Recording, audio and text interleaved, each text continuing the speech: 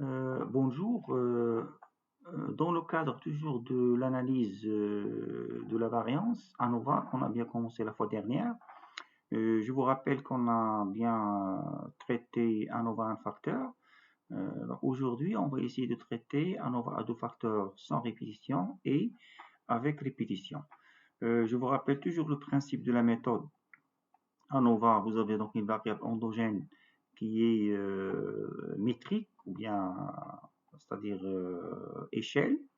Et la variable indépendante, ou bien les facteurs, ce sont généralement des variables nominales ou bien ordinales. Donc, relativement à l'analyse de la variance à deux facteurs sans répétition, nous allons reprendre le même exemple qu'on a bien commencé la fois dernière, c'est-à-dire on va prendre les ventes en fonction du couponnage et des promotions. Je vous rappelle qu'on a déjà vu la fois dernière, on a déjà répondu à la question A et B, c'est-à-dire est-ce que le niveau des promotions influence les ventes, est-ce que l'effet c'est-à-dire si le couponnage influence les ventes, mais ici la question A et B consiste à traiter ou bien à considérer un seul facteur, c'est-à-dire ANOVA 1. Et alors nous avons pris par exemple la question 1, le facteur c'est le niveau des promotions. Et dans la question B, c'est l'effet du couponnage. Maintenant, concernant la question C, au niveau ou bien de risque de 5%, existe un effet du niveau des promotions et des couponnages. Donc, il faut bien constater comme quoi que vous avez ici deux effets, ça veut dire que vous avez deux facteurs. Nous allons considérer en même temps les promotions et les couponnages. Donc, nous avons deux facteurs. C'est pour cette raison que le modèle à estimer, ça sera donc les ventes en fonction d'une constante et la variable couponnage et la variable promotion plus un terme d'erreur. Autre chose, je vous rappelle que selon l'énoncé de cet exercice, nous avons concernant le couponnage, vous avez deux modalités, soit que vous allez recevoir donc un bon d'achat de 20 euros, ou bien ne le recevez pas. Donc vous avez deux modalités, la modalité 1 et la modalité 2.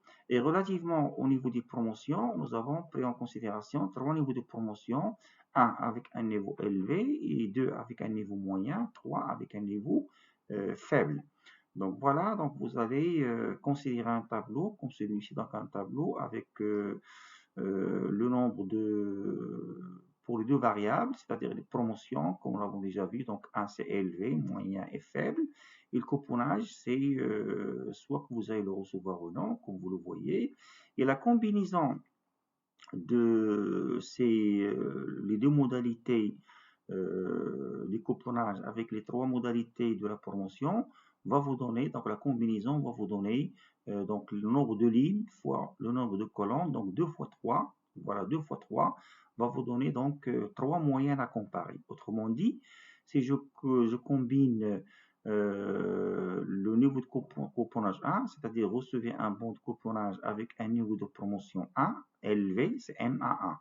M22, ça veut dire ne pas recevoir donc un couponnage de 20 euros et avec un niveau de publicité ou de promotion, pardon, un niveau de promotion moyen et ainsi de suite. Donc, les hypothèses à tester dans le cadre de cet exercice ou bien de cette application consiste l'hypothèse A0, nous allons mettre M11 est égal à M12 est égal à M13, donc il faut prendre toutes les cases que vous avez dans le tableau. M11 est égal à M12 est égal à M13, ça veut dire quoi? Ça veut dire que dans A0, c'est-à-dire l'effet, quel que soit le niveau de promotion, quel que soit le couponnage, vous le recevez ou bien ne le recevez pas, c'est-à-dire n'influence pas c'est-à-dire les ventes moyennes, ça veut dire que les ventes moyennes restent les mêmes. Comme vous le voyez, il n'y a pas d'effet. D'accord? L'effet est le même. Mais dans l'hypothèse alternative, comme nous l'avons déjà fait dans ANOVA un facteur, au moins une moyenne est différente des autres. On ne sait pas M11 ou bien M12. Donc ça, c'est ça la construction des hypothèses à tester pour le ANOVA avec deux facteurs, mais les deux facteurs sans répétition. Donc voilà pour répondre à cette question. Voilà, au seuil de 5%, existe un effet des niveaux de promotion et du couponnage sur les ventes.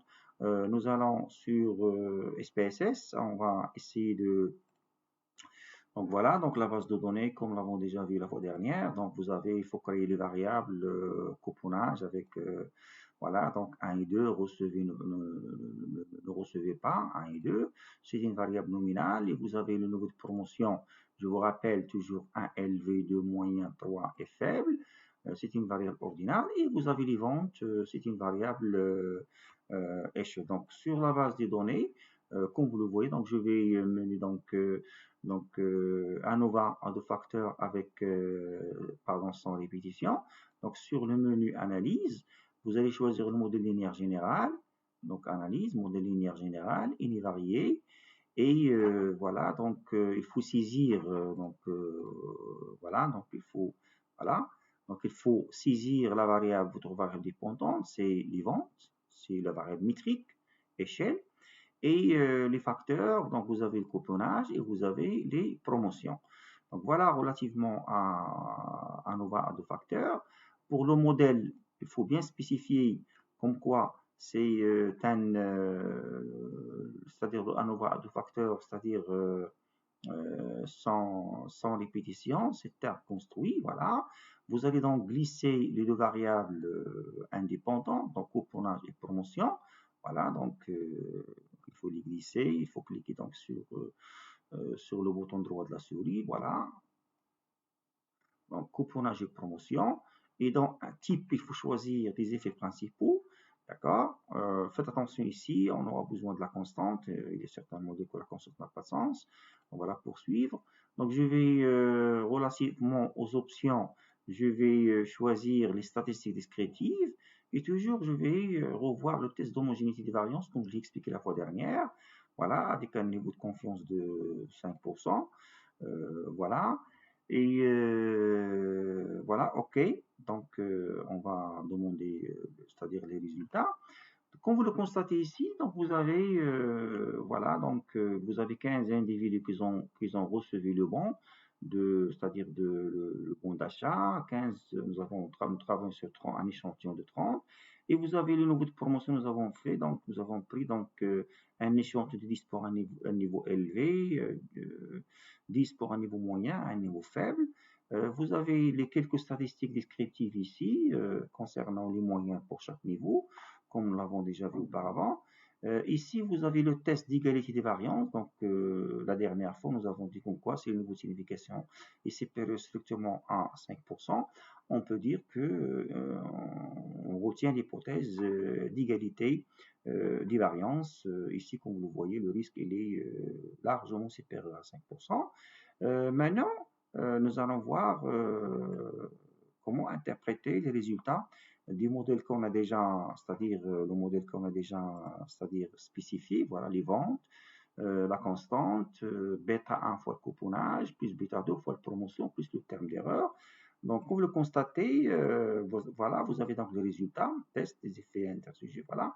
Donc, vous avez le modèle, voilà, la constante alpha est égale à 1104. Donc, l'interprétation qu'il faut donner à la constante, c'est si jamais on ne fait pas de couponnage ou bien de promotion, donc les ventes moyennes est égale à la constante. Donc, ici, on peut dire que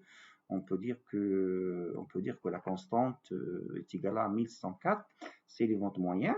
Maintenant, vous constatez le coefficient bêta 1 concernant le couponnage, 53, etc.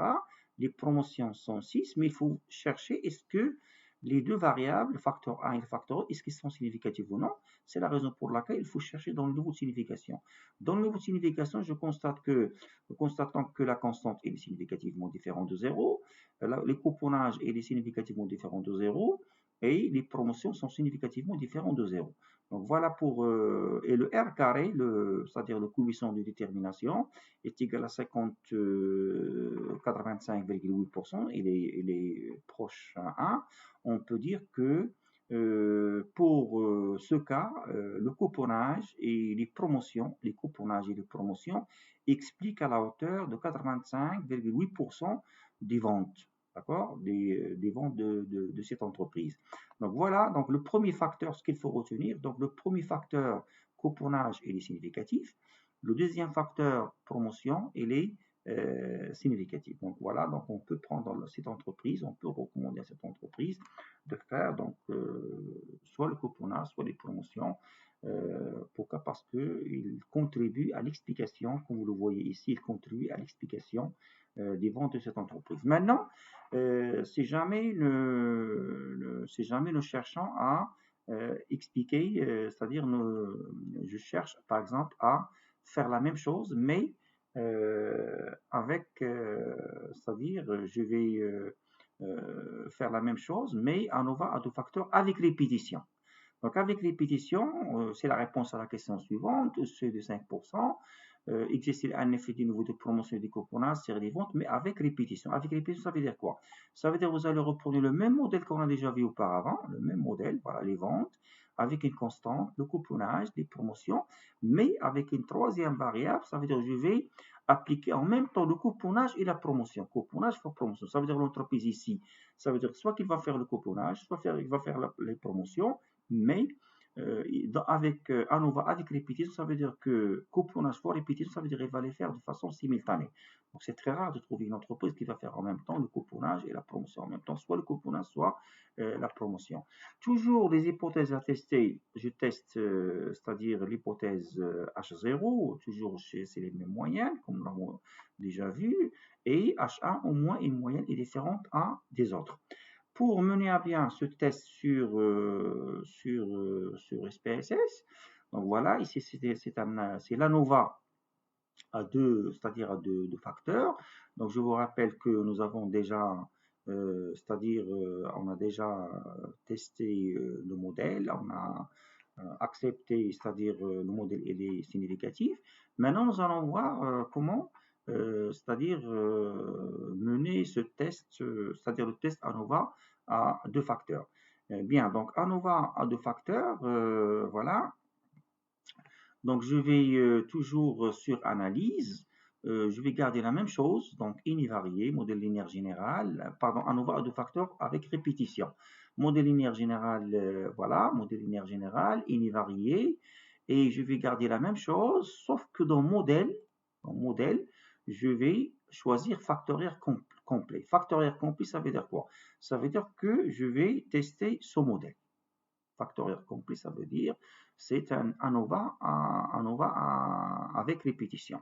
Bien, donc une fois que nous avons, c'est-à-dire choisi c'est-à-dire notre voilà, donc inclure une constante, donc poursuivre, donc vous aurez voilà, donc c'est les mêmes variables, ok. Donc je vais choisir maintenant je vais interpréter les résultats, comme vous le voyez, c'est la même chose. Ici, donc, l'hypothèse d'égalité des variances, elle est respectée. Mais ici, vous allez constater que vous aurez les mêmes résultats, mais la constante, voilà, donc la constante, comme nous l'avons déjà fait avec sans répétition, la constante, elle est significative. Le couponnage, il est significatif. La promotion, elle est significative. Mais faites attention, ici, vous avez le couponnage fois promotion. Le couponnage fois promotion, c'est-à-dire avec répétition, comme vous le constatez ici concernant le niveau de signification p-value, il est largement supérieur à 5%. Ça veut dire que le fait de faire le couponnage et la promotion en même temps, c'est pas significatif pour cette entreprise. C'est pas c'est-à-dire n'influence pas, il n'explique pas les ventes de l'entreprise. Donc, il vaudrait mieux considérer un modèle ANOVA à deux facteurs sans répétition. Pourquoi? Parce que, comme nous l'avons déjà vu sans répétition, voilà, ici, vous avez le couponnage et vous avez la promotion. Ça, c'est sans répétition. Mais avec répétition, nous constatons que, voilà, selon les résultats que vous avez ici, couponnage fois promotion, le résultat n'est pas significatif. Pourquoi? Parce que le niveau de signification, il est largement supérieur à 5%.